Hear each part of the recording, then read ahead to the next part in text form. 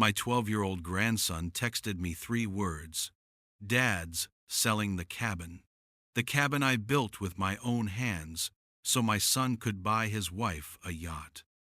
Before continuing, don't forget to subscribe to the channel and write in the comments, where are you listening from? I still remember the weight of my phone in my hand that morning. 12-year-old grandson. 3 words that changed everything. Dad's selling Grandpa's cabin. Not asking, selling.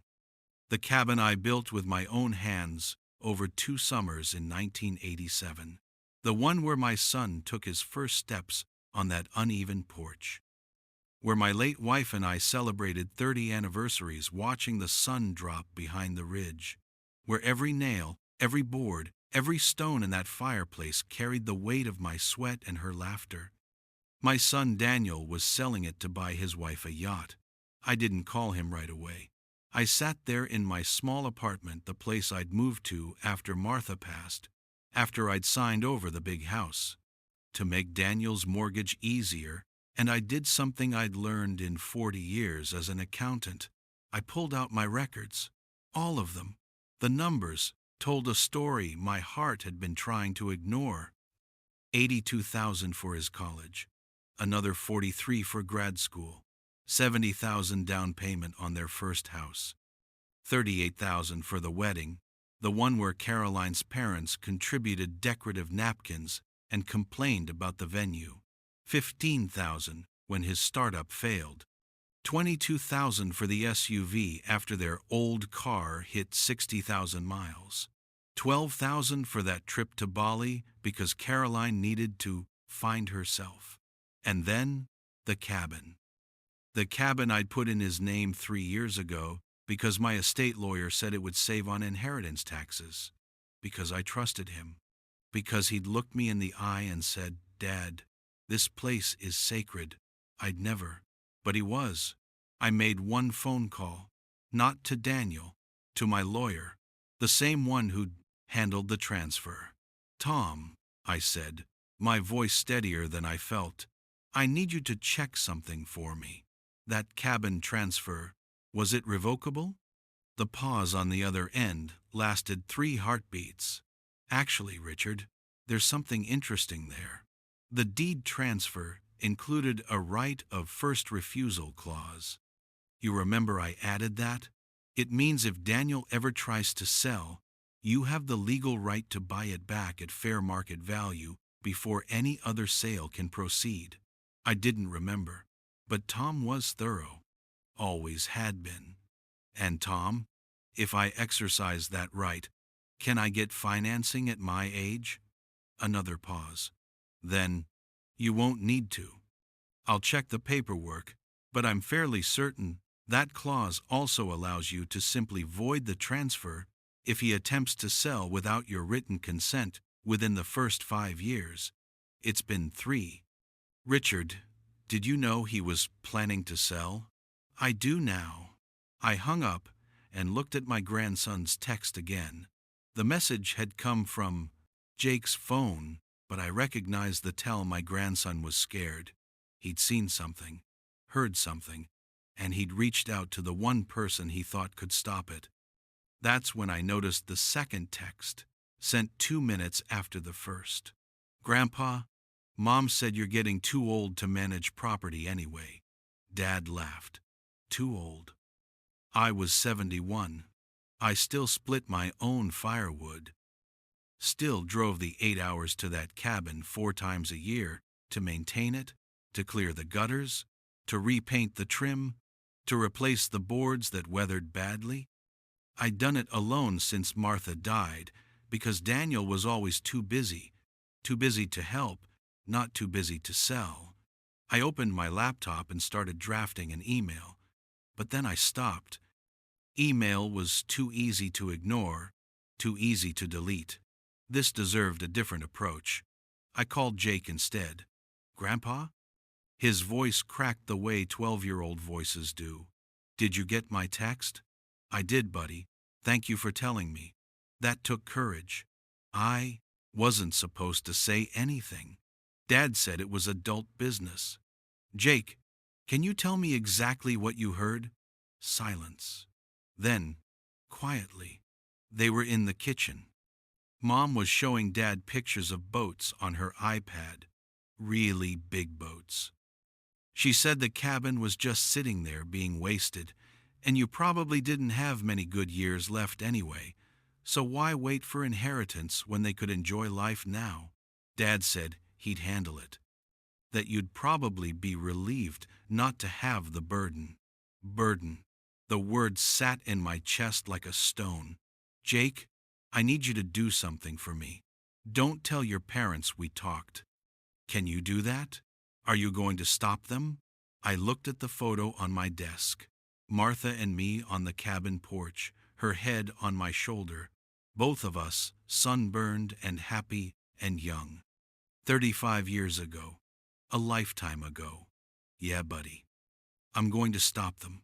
After I hung up, I sat in the quiet of my apartment and let myself feel it.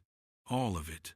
The betrayal, the dismissal, the casual cruelty of being erased from your own life by the person you'd sacrificed everything to raise. I thought about the nights I'd worked double shifts to pay for Daniel's hockey league, the vacation Martha and I had canceled so he could go to space camp, the retirement fund I dipped into against every financial principle I believed in so he wouldn't have student loans. I thought about Caroline, beautiful, polished Caroline, with her interior designer friends and her hot yoga classes and her thinly veiled contempt for my quaint lifestyle. The way she'd redecorated every gift Martha and I had given them, replacing my wife's handmade quilts with things she called investment pieces. The way she pronounced cabin like it was something rustic and embarrassing, a relic of a simpler, lesser time. I'd never said anything. I'd smiled through birthday dinners where she'd ordered for me because my tastes were apparently too simple. I'd nodded through her stories about friends who summered in the Hamptons.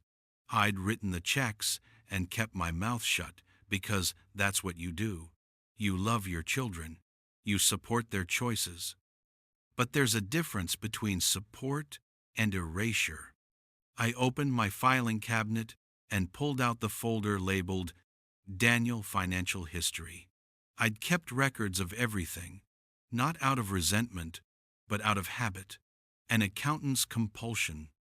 Every birthday check, every emergency loan, every down payment contribution, all documented with dates and amounts and scanned copies of cleared checks.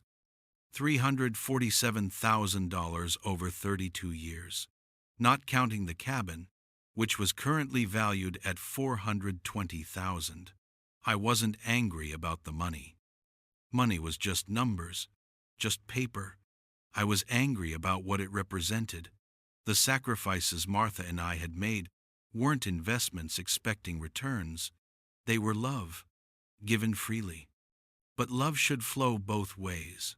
And somewhere along the line, Daniel had stopped seeing my love as gift and started seeing it as entitlement. The yacht Caroline wanted cost $650,000. I'd looked it up after Jake's text. A 42-foot cruiser with 3 cabins and something called a flying bridge. The listing described it as perfect for entertaining. They were going to sell my sanctuary so Caroline could entertain. I made my second phone call. Tom, I want to exercise that right of first refusal today, and I want to do it in a way that Daniel can't refuse or delay. What do I need? Tom's voice carried a hint of satisfaction. He'd never liked Daniel, had said once, after too much scotch at Martha's funeral, that some men confuse inheritance with achievement. I'll draw up the paperwork. You'll need to send a formal written notice to Daniel invoking the clause.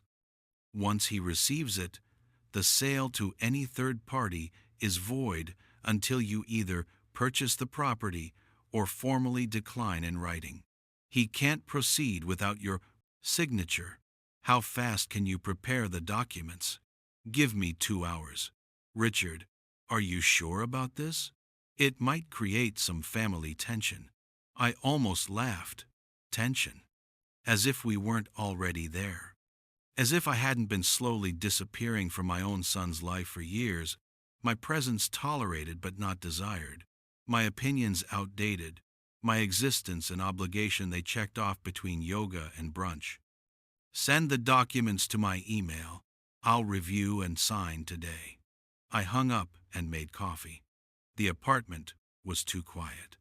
I'd moved here thinking it would be temporary, thinking Daniel would invite me to stay with them while I figured out what came next after Martha died, but the invitation never came.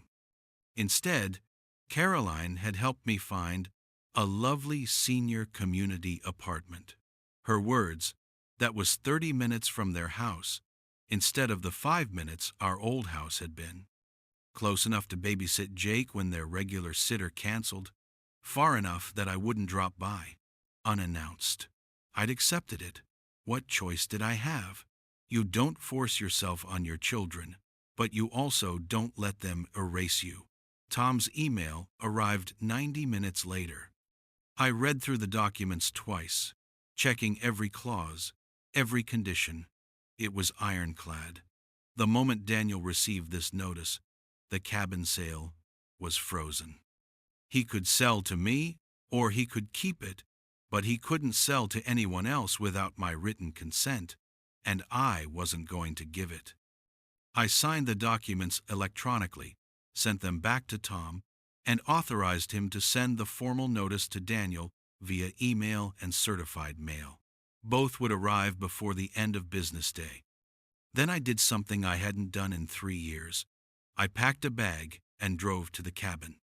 8 hours through state highways and mountain roads, through the tunnel of trees that opened up to the ridge, through the last winding mile of gravel road that ended at the clearing where my sanctuary waited.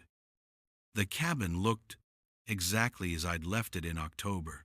The shutters I'd painted last spring, the new boards in the deck where rot had started, the stone pathway Martha and I had laid together, choosing each rock from the creek bed, fitting them like a puzzle. I unlocked the door and stepped inside. It smelled like pine and old books and the lavender sachets Martha used to make.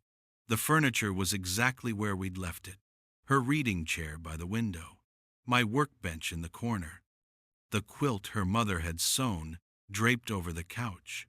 37 years of memories lived in this space, and Daniel was going to sell it for a boat.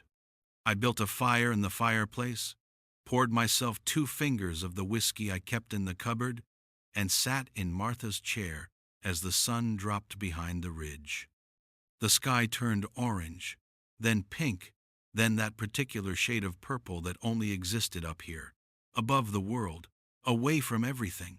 My phone buzzed. Daniel. I let it ring through to voicemail. It buzzed. Again. Then again. On the 4th call, I answered, "Dad, what the hell is this?" Daniel's voice was tight. Angry. "Tom sent me some legal notice about the cabin. What are you doing?" I took a sip of whiskey, let the silence stretch. "Dad, are you there?" "I'm at the cabin," I said finally. "You drove up there?" "Dad, it's late. Why didn't you tell me you were selling it?" Another silence, different from mine. His was caught, cornered. "Dad, Caroline and I were going to talk to you about it. We just hadn't found the right time." "When would that have been, Daniel? Before or after you cashed the check? That's not fair. We've been thinking about this for months." "The cabin just sits here most of the year. The maintenance costs alone. I pay the maintenance. I do the maintenance. Every gutter, every board, every stone in that pathway. When's the last time you were here?" Silence again. "That's what I thought," I said. "Jake told me. About the yacht, by the way. $650,000. That's a lot of boat." "Dad, Jake shouldn't have. He's just a kid. He doesn't understand." He understands that his parents are selling his grandfather's home to buy a toy. He understands enough to be scared, enough to text me. This isn't about Jake. This is about Caroline and me making decisions for our family. The cabin is ours now. You gave it to us. The words hung there, ugly and true. I put it in your name for estate planning, Daniel, not so you could liquidate my life. That's dramatic. It's a building. I looked around the room, at the notches on the door frame marking Jake's height every summer until he turned 8 and the visits stopped. At the bookshelf I'd built from cedar trees, cleared for the foundation. At the window where Martha and I had watched meteor showers and passing storms and the simple, ordinary beauty of seasons changing. No, I said quietly. It's not. Dad, look, I'm sorry we didn't consult you first, but the deed is in my name. Tom says we need your signature to proceed. Fine. We'll drive up this weekend and we can all talk about this like adults. But you need to understand, Caroline and I have worked hard. We deserve to enjoy our lives. Worked hard. Daniel had worked hard. I didn't dispute that. He had a good job, a respectable career. But the foundation he'd built it on, the education, the debt-free start, the safety net of his parents' constant support that hadn't been his hard work alone. Your mother worked 3 jobs the year you went to college, I said. I want you to remember that when you're enjoying your yacht. That's not Dad, that's guilt-tripping. We didn't ask you to. You didn't have to ask. That's the point, Daniel. That's what parents do, and we've appreciated it. But that doesn't mean we owe you our entire lives. At some point, we get to make our own choices. You're right, I said. You do, and I get to make mine. My choice is not to sign the release. The cabin stays where it is. Dad, be reasonable. I'm being perfectly reasonable. Tom explained the clause to me, very clearly. You can't sell the cabin without my written consent, and I'm not giving it. Daniel's voice shifted then, from frustrated to something harder. So you're just going to hold this over us? Use some legal technicality because your feelings are hurt? My feelings aren't hurt, Daniel. My feelings are clear. You don't get to sell your mother's memory for a status symbol. Jesus Christ, Dad. Mom's been gone for 3 years. You can't use her as an excuse to I hung up. My hands were shaking. Not from anger, though there was plenty of that. From the simple, awful recognition that at some point in the last decade, I'd become an obstacle to my son, an inconvenience, a burden, too old to manage property anyway. The fire crackled. Outside, an owl called from somewhere in the dark. The cabin settled around me with familiar creaks and sighs, the sounds of a home breathing. I slept in my old bedroom that night, in the bed Martha and I had shared for decades. The mattress was the same. The quilts were the same. In the morning, I'd go into town and buy groceries, settle in for a few days, maybe a week. Let Daniel sit with the reality that his plan wasn't going to work. Let him understand what it felt like to be dismissed. My phone buzzed through the night with texts I didn't read. By morning, there were 17 missed calls and 23 text messages. I made coffee and sat on the porch as the sun came up over the ridge. The air was cold and clean. A deer picked her way through the clearing, paused to look at me, then continued down to the creek. This was what they wanted to sell. I finally opened the texts around 9 a.m. Most were from Daniel, variations on the same theme. We need to talk. You're being unreasonable. Call me back. Caroline is upset. We can work this out. But one was from Jake, sent at midnight. Grandpa, Mom is really mad. She keeps saying you're ruining everything. Are you okay? I texted back. I'm fine, buddy. I'm at the cabin. It's beautiful up here. You should visit sometime. His response came immediately. Dad says we can't visit anymore if you don't sign the paper. I stared at that message for a long time. There it was. The leverage, the threat, sign over your life or lose your grandson. I thought about backing down. I thought about how easy it would be to just sign, to let them have the cabin, to preserve what was left of our relationship. Then I thought about Jake, 10 years from now, watching his parents casually liquidate his inheritance, his history, his grandfather's love, whenever they wanted something shinier. I thought about what I'd be teaching him if I caved. Some things you don't compromise on. Some things are worth the cost. I called Tom. Richard, I've been getting very angry calls from your son. I imagine. So, Tom, I need you to do something else for me. I want to buy the cabin back. Today. Buy it back? Richard, you don't have to buy it. You can just refuse to consent to the sale and retain the property in Daniel's name. It'll stay frozen. No, I want it back in my name. Full ownership. What do I need to do? Tom was quiet for a moment.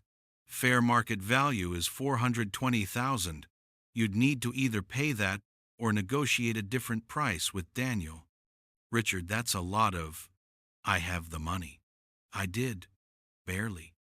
Between Martha's life insurance, our savings, and the equity from our old house, I had about $470,000 in investments. Pulling out $420 would leave me with $50,000 in liquid assets and my pension. It was reckless. It was irresponsible. It violated every financial principle I'd spent a career preaching. It was also the right thing to do. Draw up a purchase offer, I said. $420,000, full asking price, cash deal, closing in 30 days. Send it to Daniel today. Richard, are you absolutely sure? Send it. After I hung up, I sat on the porch for another hour, watching the way the light moved through the trees. Martha would have thought I was crazy. She also would have understood. Some things matter more than money. Some things matter more than peace. Tom sent the purchase offer at 11 a.m. By noon, my phone was ringing again. This time, it was Caroline. I let it ring 4 times before answering. Richard, we need to talk. Her voice had that particular quality it always carried, warm on the surface, steel underneath. The voice of someone accustomed to getting her way. Hello, Caroline. This cabin situation has gotten completely out of hand. Daniel is extremely upset. I'm extremely upset. We had plans for that sale money, and now you're trying to buy back property that Daniel legally owns, property that I gave him with conditions he's violating. That's a technicality. You know you meant for that cabin to be Daniel's. You transferred the deed. You can't just take it back because you changed your mind. I'm not taking it back. I'm buying it back at full market value. That's more than fair. Fair? Richard, we need that money. The yacht purchase is already in motion. We've put down a deposit. If we back out now, we lose $50,000. I closed my eyes. Carolyn, I'm sorry about your deposit, but that's not my problem. Not your Richard. Do you hear yourself? You're choosing a building over your son, over your grandson. No, I said quietly. You're choosing a boat over me. Silence. Then that's not what this is about. Then what is it about? It's about Richard. You're 71 years old. You live alone in a tiny apartment. You have no business managing a mountain property by yourself. What happens when you get hurt up there? When you can't handle the maintenance? We're trying to make practical decisions for everyone's future without consulting me, because we knew you'd be difficult about it. We knew you'd be emotional, instead of practical, emotional, as if love and memory were weaknesses to be managed. Caroline, I'm going to say this once, and I want you to really hear it. That cabin is not yours to sell. It was never meant to be liquidated for cash. It's my history. It's Martha's history. It's supposed to be Jake's history. And I'm not letting you turn it into a yacht. You're being incredibly selfish. The words landed like a slap. Selfish. After $347,000, after decades of sacrifice, after moving out of my own home to make their lives easier, selfish. Maybe I am, I said.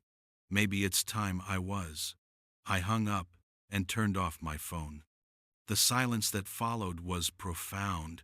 No buzzing, no ringing, no demands or guilt or anger, just the wind in the trees and the creek running over stones and the sound of my own breathing.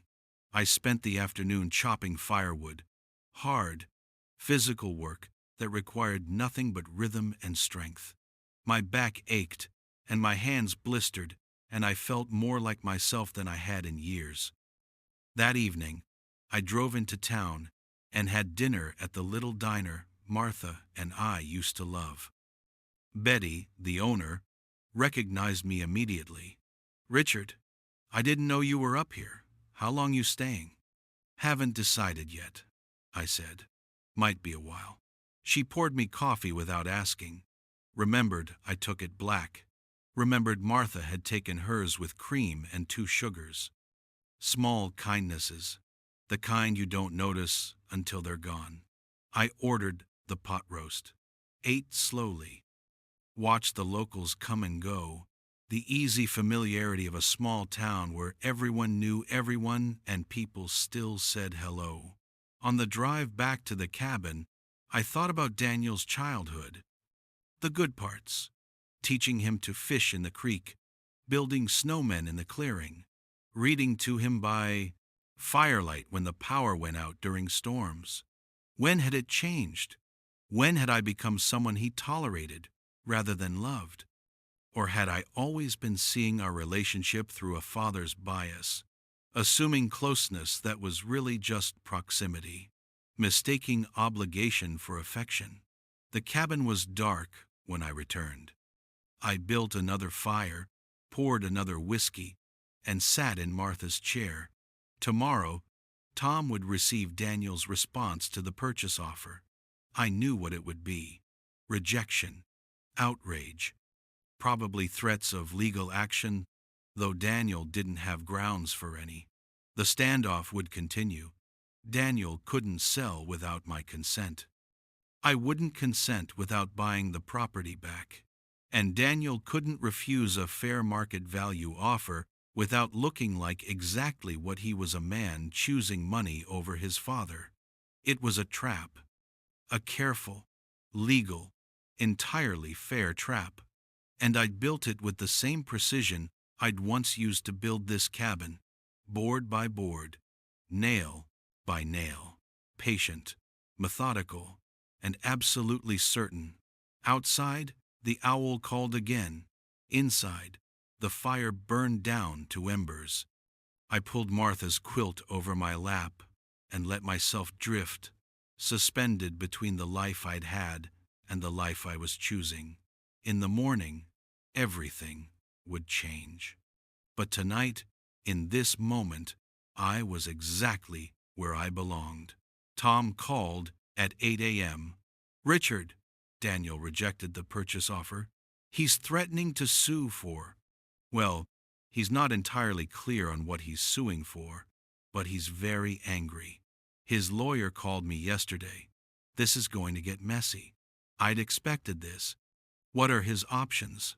Legally, almost none. The right of first refusal clause is airtight. He can either sell to you at fair market value or keep the property. Those are his only choices. He's arguing that you're acting in bad faith, but that won't hold up. You're offering full price. So we wait. We wait. Richard, I have to ask, How long are you prepared to do this? These standoffs can last months, even years, as long as it takes. After I hung up, I made breakfast and sat on the porch with my coffee. The morning was cold enough that I could see my breath. Frost covered the clearing in a silver blanket that would burn off by noon. My phone was still off. I wasn't ready for more calls, more demands, more guilt. Instead, I spent the day working on the cabin. I replaced 3 boards on the deck that had started to splinter. I cleaned the gutters. I resealed the windows on the north side where drafts had been getting in. Physical work, tangible work, the kind that left you tired and satisfied. Around 3 p.m., I drove back into town for supplies. Betty waved from the diner window as I passed. I stopped at the hardware store, picked up some wood stain and new hinges for the shed door. At the register, the owner, Bill, a man about my age, who'd sold me nails and screws for 30 years, rang up my purchase and said, "Good to see you up here. Richard, heard you might be staying a while." Small towns. News traveled fast. "Thinking about it," I said. "Place could use you around. Gets lonely up here in winter, but I always thought you handled it well. You and Martha both." He said her name easily, comfortably, not with the careful sympathy most people used, just as a fact. Martha, the woman who'd been part of this town, part of this mountain, part of me. "Thanks, Bill. You need anything, you call." I mean that. I drove back to the cabin with the windows down despite the cold, letting the mountain air clear my head. When I pulled into the clearing, there was another car parked near the cabin. Daniel's SUV. I sat in my truck for a moment, collecting myself. Then I grabbed my supplies and walked to the cabin. Daniel was sitting on the porch steps. He stood when he saw me, and for a moment, I saw my son the way he used to be. 25 years old, newly married, standing in this exact spot, telling me he was going to be a father. The joy on his face, the fear, the hope. Where had that young man gone? "Dad," he said. His voice was tired. "We need to talk," I figured. I walked past him and unlocked the door. "Come in." He followed me inside. I put the supplies on the workbench and turned to face him. We stood there in the cabin that held so many memories. His first steps, his first fish, his wedding toast given right here by the fireplace where he'd promised to love Caroline and build a life of meaning. "This is insane," Daniel said finally. "You know that, right? This whole thing is insane." "Which part?" "All of it. Freezing the sale, making a competing offer, hiding up here like we're the enemy. You were going to sell the cabin without telling me, Daniel. What did you expect me to do? Smile and wave? I expected you to trust that Caroline and I know what's best for our family. This cabin is part of your family. Your mother and I built it for you, for Jake, for the grandchildren we hoped would come. It was never meant to be converted into cash." Daniel shook his head. "You're living in the past, Dad. This place is beautiful. I'm not saying it isn't, but it's not practical. The maintenance costs, the property taxes, the 8-hour drive, we can't keep pouring money into something we barely use. You barely use it because you stopped coming. Jake used to love it here. When's the last time you brought him?" Daniel looked away. "He's got soccer, and school, and friends. He's not a little kid anymore. He's 12. That's exactly the age when he should be here, learning to fish, learning to build things, learning what matters. What matters is giving him opportunities we didn't have, good schools, travel, experiences that will prepare him for the world, not chopping wood in the middle of nowhere. And a yacht will teach him that? The yacht isn't about Jake. It's about Caroline and me finally having something for ourselves. We've put everything into raising him, into our careers, into building a life. We deserve this. There it was again. Deserve. As if life was a ledger where sacrifices earned rewards. Daniel, do you remember the summer you were 8? You broke your arm falling out of the tree by the creek. Your mother and I drove you 4 hours to the hospital, sat with you through surgery, brought you back here to recover. You spent the whole summer on that porch with your cast, reading every book in the cabin. You told me it was the best summer of your life. Dad, I don't see what. You told me the best summer of your life was the one where you couldn't do anything but sit still and be here. With us. With this place. And now, you want to sell it for a boat. Daniel's jaw tightened. That was 30 years ago. I'm not 8 anymore. No, you're not. The 8-year-old knew what mattered. That's not fair. None of this is fair, Daniel. What's not fair is that I spent 3 decades building something for you, and you're dismantling it without a second thought. What's not fair is that I gave you the cabin to protect it from estate taxes, and you're treating it like a liquidation asset. What's not fair is that you've decided I'm too old and too inconvenient to be part of the decision. We weren't cutting you out. Then why did I have to hear about it from Jake? Why not call me? Why not ask if I'd be okay with it? Silence. Because you knew I wouldn't be, I said quietly. You knew I'd say no. So you decided to just do it and deal with me later.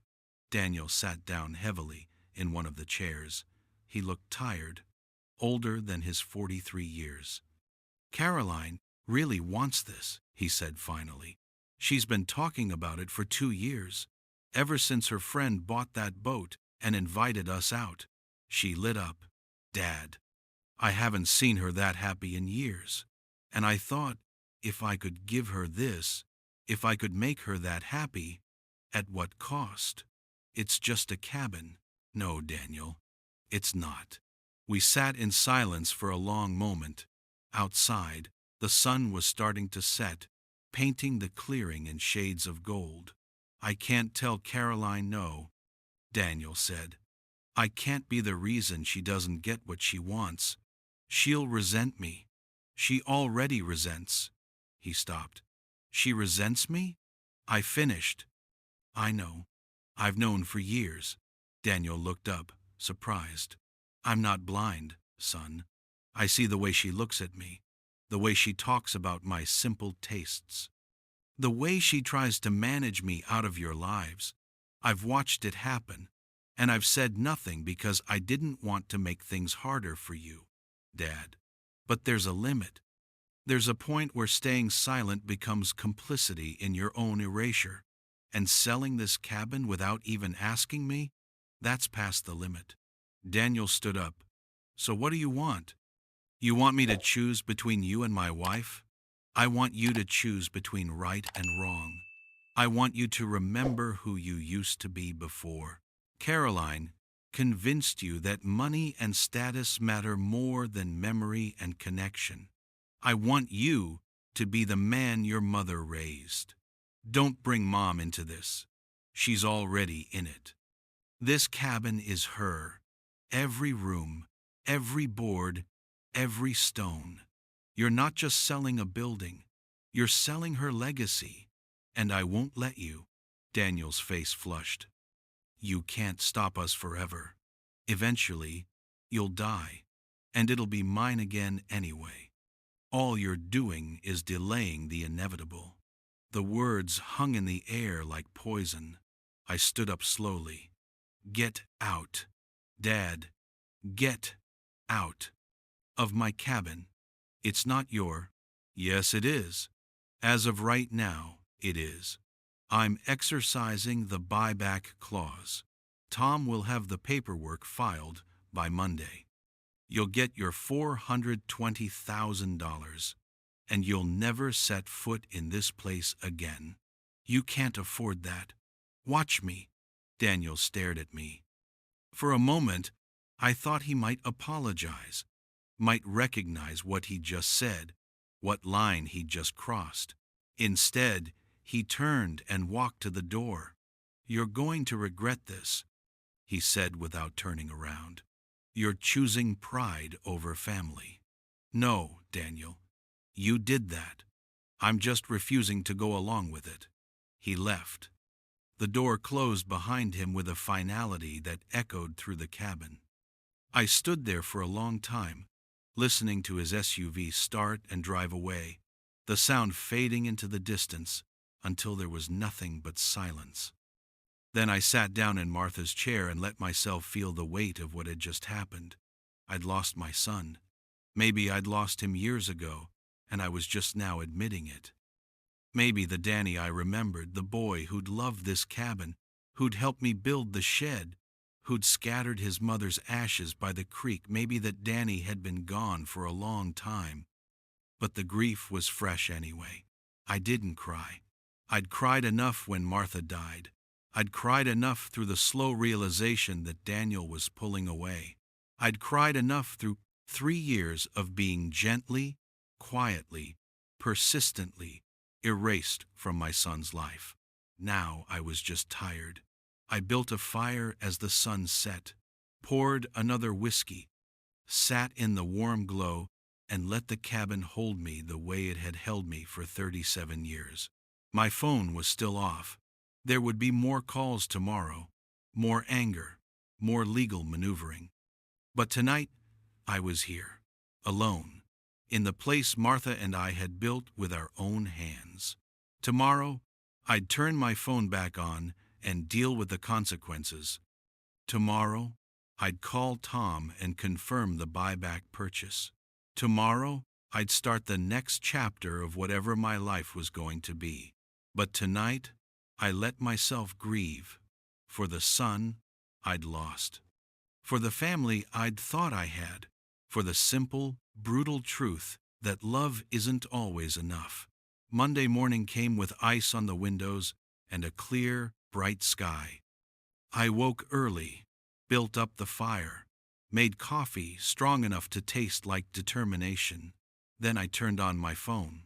47 notifications, most from Daniel and Caroline, a few from numbers I didn't recognize, probably Caroline's friends, ready to tell me what a terrible father I was being. But one was from Jake. "Grandpa, are you still at the cabin? Can I call you?" I dialed immediately. "Grandpa?" His voice was thick with relief. "I've been trying to reach you for 3 days. I'm sorry, buddy. I needed some time to think. Are you okay?" "Are you?" Dad came home on Friday really upset. "He and Mom have been fighting. She keeps saying you're being selfish and stubborn." Dad just looked sad. Sad. Not angry. Sad. Maybe there was still hope. Maybe the Danny I remembered was still in there somewhere. "Jake, I'm okay. I'm at the cabin and I'm fine. How are you?" Confused. Why is everyone fighting about a house? How do you explain betrayal to a 12-year-old? How do you tell your grandson that his father values money over memory? "Sometimes adults forget what's important," I said carefully. "Your Dad and I disagree about what should happen to the cabin. I think it should stay in the family. He thinks it should be sold." "Because of the boat?" "Yes. Grandpa, can I ask you something?" "Anything. If you buy the cabin back, can I still visit you there?" My throat tightened. "Of course you can. Anytime you want. Even if Dad says I can't?" That was the question, wasn't it? The real cost of this fight.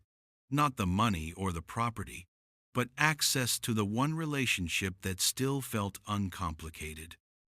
"Jake, that's between your dad and me. But I promise you this, my door is always open to you." Always. He was quiet for a moment. Then, "I heard Dad tell Mom that you're ruining everything." "But Grandpa, I don't think you're ruining anything." I think you're just trying to protect something you love. Out of the mouths of babes. Thank you, buddy. That means more than you know. After we hung up, I sat with that conversation for a long time. A 12-year-old understood what my son didn't, that some things were worth protecting, that love wasn't measured in dollars and yacht lengths. I called Tom at 9. Richard, I was about to call you. I've been getting very aggressive messages from Daniel's lawyer. He's threatening to sue for elder abuse, claiming you're not of sound mind to make financial decisions. I almost laughed. Elder abuse. That's rich. It won't stick. You're clearly competent. You have documented reasons for your decisions, and you're offering fair market value. But Richard, they're going to make this ugly. Let them. File the buyback paperwork. I want this done. You'll need to transfer $420,000 within 30 days of closing. Are you absolutely sure? Tom, I've never been more sure of anything in my life. All right, I'll start the process. Richard, for what it's worth, I think you're doing the right thing. After I hung up, I walked outside into the cold morning air. The clearing was beautiful in the early light. Frost sparkled on every surface. The creek ran clear and bright. A hawk circled overhead, riding thermals I couldn't see. This place, this perfect, impossible place. I'd spend most of my savings to keep it. I'd estrange my son. I'd probably lose access to my grandson, at least temporarily, and I'd do it anyway. Because some things matter more than peace. Some things matter more than family harmony. Some things are worth fighting for, even when fighting means losing. The week that followed was a blur of paperwork and phone calls. Tom filed the official buyback purchase. Daniel's lawyer sent threatening letters that Tom dismissed as posturing.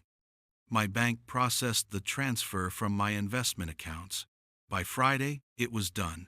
The cabin was mine again. Fully, legally, irrevocably mine. Daniel had the $420,000. I had the deed, and neither of us spoke to the other. Caroline left me a voicemail. I listened to it once. Richard, I hope you're happy. You've destroyed this family over a building. Daniel is devastated. Jake asks about you constantly. And for what? So you can sit alone in the woods feeling righteous? You're a bitter old man, and I feel sorry for you. I deleted it. I wasn't bitter. I was clear. There's a difference. Saturday morning, I drove into town for supplies. Betty met me at the diner with a warm smile and fresh coffee. Heard you bought your cabin back, she said. No judgment in her voice, just fact. I did. Good for you. Some things aren't meant to be sold. I spent the afternoon organizing the shed, taking inventory of tools and supplies, doing the work of settling in, not visiting, living. Around 4 p.m., a truck pulled into the clearing. Bill from the hardware store. He got out carrying a box. Thought you might need these. Some weatherproofing supplies for winter. It's going to be a cold one. Bill, I can't afford. Consider it a welcome home gift. We're glad you're staying. After he left, I sat on the porch with the box beside me and realized something. I had community here. Real community. People who remembered Martha. People who knew my history. People who didn't judge my simple tastes or my old-fashioned values. Daniel and Caroline had their yacht money. I had this. I knew which I'd choose every time. Sunday morning, my phone rang. Unknown number. I almost didn't answer, but something made me pick up. Grandpa? Jake's voice was whisper quiet. I'm calling from my friend's phone. Dad took mine away. He said, I'm not allowed to talk to you. My heart broke and reformed in that moment. Jake, are you okay? I miss you. Mom and Dad fight all the time now. about money and the boat and you. Dad looks sad all the time. Mom just looks angry. I'm sorry you're in the middle of this. Grandpa, can I ask you something else? Always. Did you really spend all your money to buy the cabin back? Honesty. Jake deserved honesty. Most of it, yes. Why? Because some things matter more than money. That cabin is your history, your great-grandmother's memory, the place where your dad learned to be brave and your mother and I learned to be quiet together. I couldn't let that be sold for something temporary. A boat is temporary? Everything is temporary, buddy. But memories last longer than fiberglass. Love lasts longer than money. And when I'm gone, I want you to have a place where you can go and know that you came from people who built things that mattered. Silence on the other end. Then, quietly, Dad says you're stubborn. I am. It's a family trait. You're stubborn too. He laughed.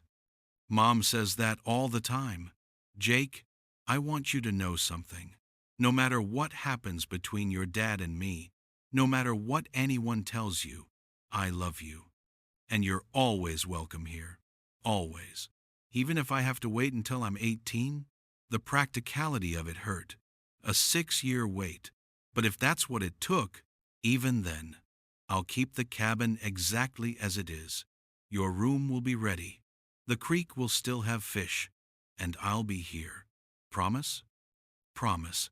After we hung up, I sat on the porch until the sun set. The temperature dropped fast, the way it does in the mountains. I could see my breath, feel the cold working its way through my jacket. But I didn't go inside. I sat there in the cold and thought about the choices we make, the prices we pay, the things we sacrifice, and the things we refuse to sacrifice. Daniel had made his choice. Carolyn had made hers, and I'd made mine. The cost was steep. My savings, mostly gone. My relationship with my son, fractured maybe beyond repair. My access to my grandson, conditional on his father's forgiveness. But I had the cabin. I had the memories. I had the certainty that I'd stood my ground when it mattered. And standing in the cold, watching the stars emerge over the ridge, I realized something else. I had peace, not the peace of resolution or reconciliation. The peace of knowing I'd been true to what mattered. I'd protected something worth protecting. I'd refused to be erased quietly. Martha would have understood. She'd always been the braver one, the one who spoke up when I wanted to keep the peace. Richard, she'd say, sometimes peace costs too much. Sometimes you have to fight. So I'd fought, and I'd won. Not the way you win arguments or competitions. I'd won the way you win at living by knowing what matters and refusing to compromise on it. Inside, the cabin waited, warm and familiar and mine. I stood up, brushed the frost off my jeans, and went inside. Tomorrow, I'd split more wood. I'd fix the hinge on the shed door. I'd make the pot roast Martha used to love. I'd live the life I'd chosen. But tonight, I sat by the fire with a whiskey and Martha's quilt and the certainty that I'd done the right thing, the hard thing, the necessary thing. Outside, snow started to fall. The first of the season. It fell soft and quiet, covering the clearing in white, erasing tracks, making everything clean again. I watched it fall until the glass was full of swirling white and the world outside disappeared into winter, and I felt something I hadn't felt in 3 years. Home.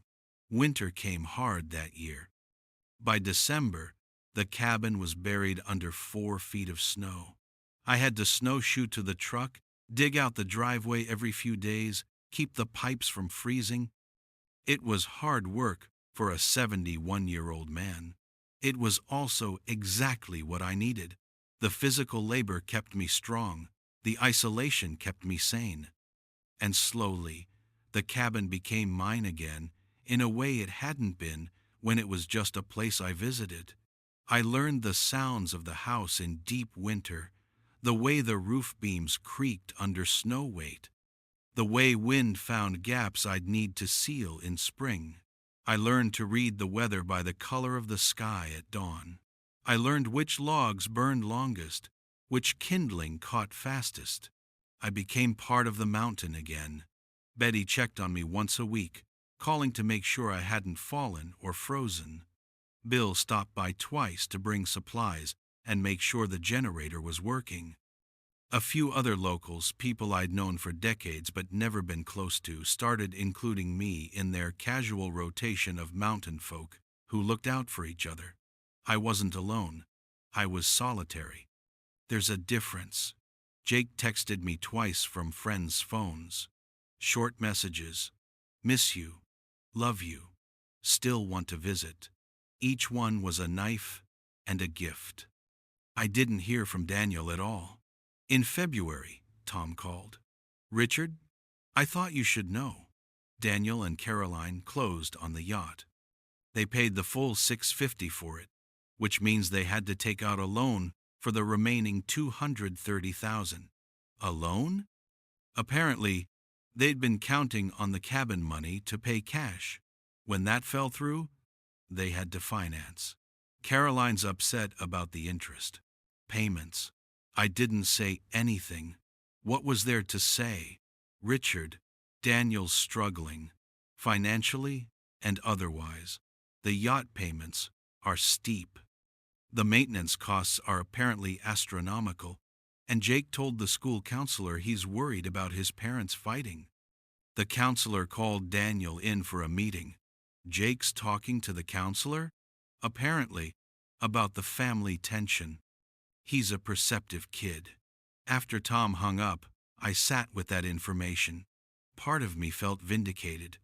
They'd overextended themselves. Reality was teaching the lesson I couldn't. But mostly I just felt sad. Sad that it had come to this. Sad that Daniel's choices were hurting Jake. Sad that my son was learning the hard way what Martha and I could have taught him easily. Some lessons can't be taught, only learned. In March, the snow started to melt. The clearing turned muddy and raw.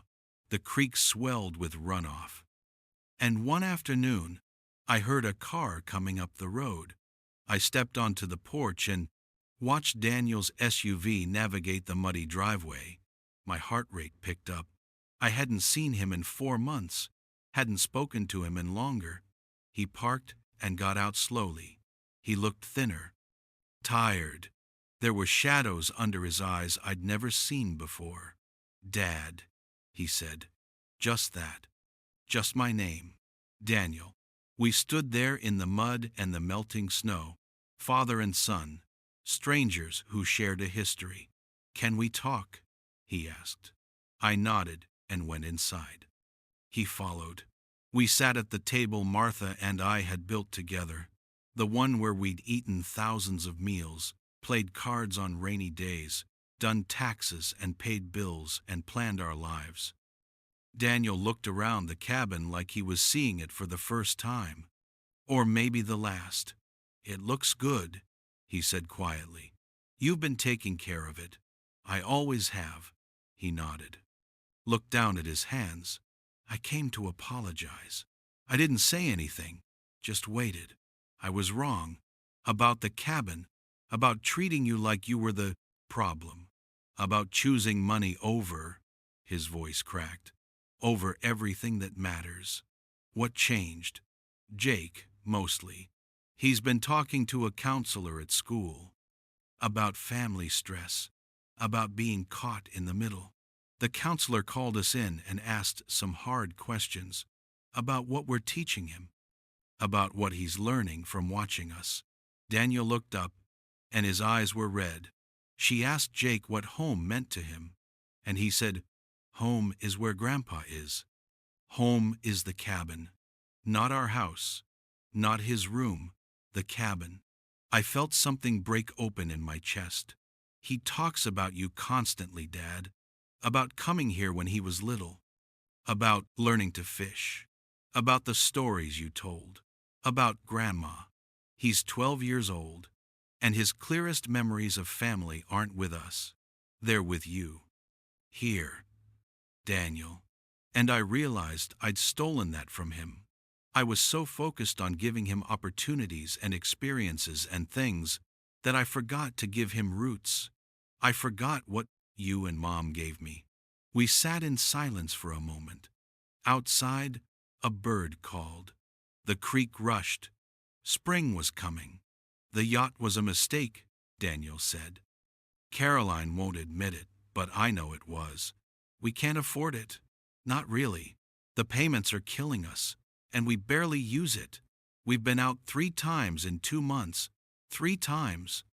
For something we're paying $4,000 a month to own. Why did you really come here, Daniel? He looked at me. Really looked at me. Because I miss you. Because Jake misses you. Because I've been lying to myself for years about what matters, and I'm tired of lying. What about Caroline? Caroline. She'll adjust. Or she won't. But I can't keep making decisions based on what will make her happy. I have to make decisions based on what's right. That's a hard lesson. You tried to teach me. I didn't listen. I stood up and walked to the window. The view hadn't changed in 37 years. Same ridge, same trees, same creek. Some things were constant. Some things endured. Daniel, I'm not going to pretend the last few months didn't happen. You hurt me. You dismissed me. You were ready to sell my history for your wife's toy. I know, but you're still my son. And if you're really here to rebuild, not just to smooth things over, then we can try. I'm here to rebuild. I turned to look at him. Then you need to make some changes. Real ones. Not promises. Actions. Like what? Sell the yacht. Pay off the loan. Start living within your means. Bring Jake here this summer. Every weekend if you want. Let him remember what this place is. We can't just sell the yacht. We're locked into. Figure it out, Daniel. That's not my problem to solve. That's yours. But if you want me back in your life, in Jake's life, I need to see that you're serious about changing. He nodded slowly. Okay, I'll figure it out. And one more thing. You apologize to your son. You tell him that fighting over money instead of protecting family was wrong. You tell him Grandpa was right. Dad, those are my terms. Take them or leave them. Daniel stood up. For a moment, I thought he'd leave. Thought I'd pushed too hard. Instead, he walked to me and pulled me into a hug. I'm sorry, he said. For all of it. I'm so sorry.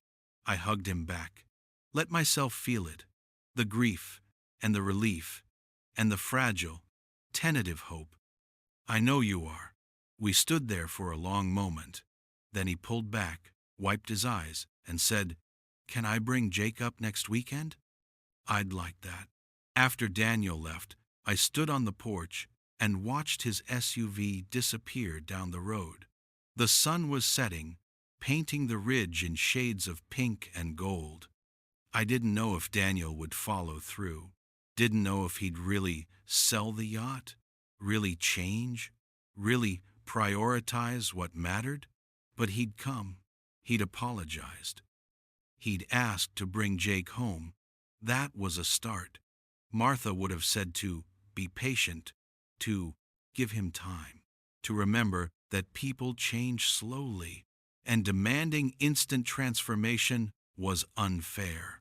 She'd also have said to hold my ground, to not compromise on what mattered, to remember that love without boundaries isn't love, it's enabling. So that's what I'd do. I'd wait. I'd watch. I'd keep the cabin ready. And if Daniel came through, if he really changed, I'd welcome him back. If he didn't, I'd survive. I had before. But either way, the cabin was mine. The memories were safe. And Jake had a place to call home. That was enough. More than enough. Daniel brought Jake the following Saturday.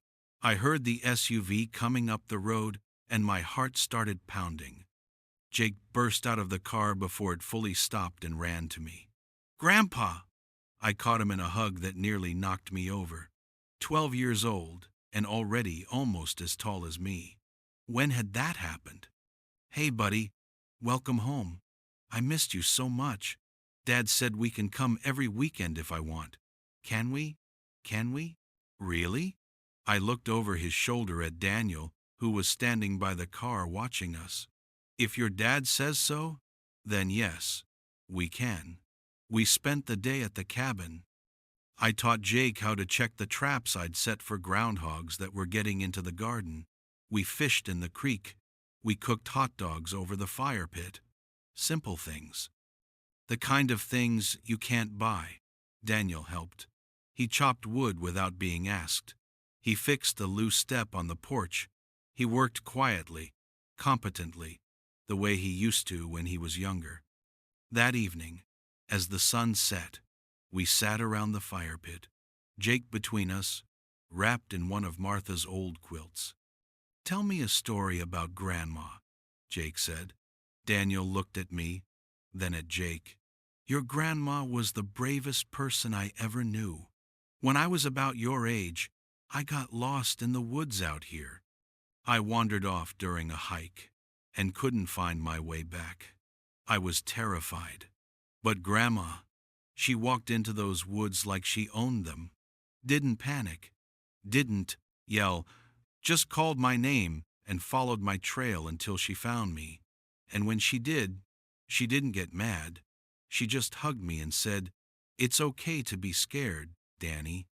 But you're never really lost as long as you remember who loves you.' I'd forgotten that story. Or maybe I just buried it under years of disappointment. I forgot who loved me," Daniel said quietly, looking at me. "For a while there, I forgot. But you remembered," I said, "because of Jake and because of you, because you refused to let me forget." Jake looked between us. "Are you guys okay now?" "We're getting there," I said. "Sometimes being a family means fighting for each other, not just with each other." That night, Jake slept in his old room, the one with the bunk beds and the fishing trophies and the growth chart on the wall. Daniel slept on the couch. I lay in bed listening to the sound of my son and grandson breathing under the same roof, and I felt something I hadn't felt in a long time. Complete. Not happy. Not vindicated. Just complete. This was what I'd fought for. This moment. This chance. Everything else was just details. Daniel did sell the yacht. It took 3 months, and they lost $30,000 on the deal. But he did it. Carolyn was furious. But Daniel held firm. I told her it was the yacht or the marriage. Daniel told me on a July afternoon at the cabin, "I meant it. She could have whatever she wanted, but she couldn't have both. She chose you. Barely. But yeah, she chose us." I didn't love Caroline. Probably never would. But I respected that she'd made a choice and was trying to live with it. Jake came to the cabin every weekend that summer. Some weekends, Daniel came too. Some weekends, it was just Jake and me, the way it used to be. We fished. We built a new shed. We painted the trim. We scattered some of Martha's ashes by her favorite spot on the creek, something I'd been saving for when Jake was old enough to understand. "Grandma would love that you kept the cabin," Jake said as we watched the ashes drift downstream. "She would. She loved you, you know. So much. I wish I remembered her better. That's why we have this place. Every part of it is her. Every board, every window, every stone. This is how you remember her." In August, Daniel approached me with an offer. "Dad, I want to buy back into the cabin, not to own it, not to sell it, but to contribute, help with maintenance costs, property taxes, upkeep. Why? Because it's not fair for you to carry it alone, and because I want Jake to know I value it too. I want him to see me protecting it, not just using it. What about Caroline? She's not thrilled, but she understands, or she's trying to. I accepted his offer.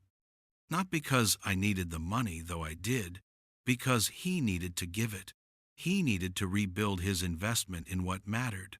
By September, we'd fallen into a rhythm. Daniel and Jake came up most weekends. Sometimes Caroline came, too, sitting on the porch with a book, not participating but not complaining either. She was trying. In her way. It wasn't perfect. We weren't the family I'd once imagined. But we were a family, scarred and reconstructed and held together by choice rather than obligation. That was enough, more than enough. One evening in late September, as the leaves started to turn and the air took on that autumn crispness, Daniel and I stood on the porch watching Jake fish in the creek. I never apologized properly, Daniel said, for what I said that day, about you dying and the cabin being mine anyway. You were angry. I was cruel. There's a difference. We stood in silence for a moment. Jake caught something. He whooped and held up a small trout, triumphant. You taught me everything, Dad. How to work, how to provide, how to sacrifice. But somewhere along the way, I learned the wrong lesson. I thought sacrifice meant denying yourself everything so others could have more. I forgot that you and Mom sacrificed together for something you both believed in. We made mistakes too. Not like mine. You built things that lasted. I almost destroyed them, but you didn't. You came back. That's what matters. Jake released the fish and looked up at us, waving. We waved back. He's a good kid, Daniel said. Better than I deserve. He's exactly what you deserve. He's your second chance. And you? Am I your second chance? I looked at my son, at the gray hair starting at his temples, at the lines around his eyes, at the man he'd become and the boy he'd been. Yeah, I said. Yeah, you are. That night, we made a fire in the pit and roasted marshmallows. Jake told stories about school. Daniel told stories about work.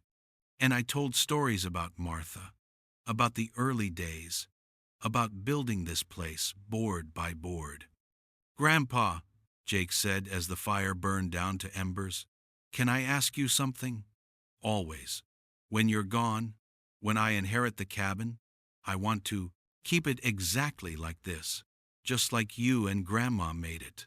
Is that okay? I looked at Daniel. He was watching his son with an expression I recognized, pride, mixed with sadness, mixed with hope. Jake, I said, this place is yours already. It always has been. I'm just keeping it safe until you're ready. Promise you'll keep it safe for a long time? As long as I can, buddy.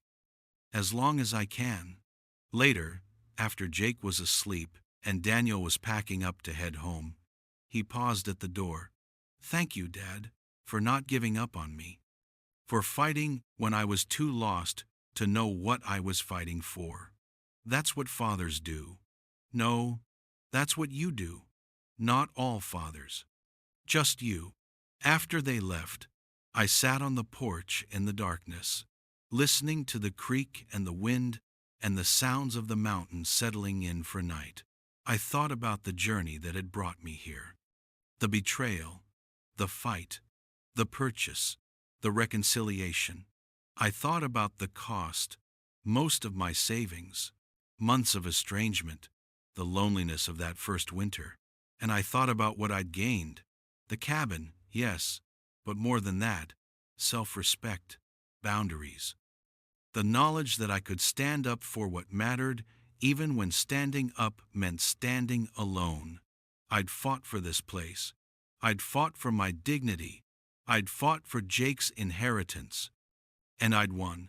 Not perfectly, not completely, but enough. Martha would have been proud. She'd always been the brave one, the one who stood her ground. I'd spent 40 years learning from her, and when it mattered most, I'd finally understood. Some things are worth fighting for. Some things are worth losing everything else to keep. The cabin was one of them. My self-respect was another. And the chance to show my grandson that love sometimes looks like saying no, that was worth it all. I stood up, stretched, and went inside. The cabin was warm and familiar. Every board I'd laid, every stone I'd placed, every memory I'd protected, mine. Tomorrow, I'd split more wood. I'd fix the gate. I'd start preparing for winter. But tonight, I sat by the fire with Martha's quilt and a glass of whiskey, and the deep, abiding peace of knowing I'd done the right thing, the hard thing, the necessary thing. Outside, an owl called. Inside, the fire crackled. And somewhere in the mountains, the wind carried the scent of pine and coming snow and the promise of seasons turning. I was 71 years old. I had $50,000 left in the bank and a pension that would keep me fed. I had a cabin in the mountains and a grandson who loved it. I had a son who was learning what mattered. I had enough. More than enough. I had everything that mattered.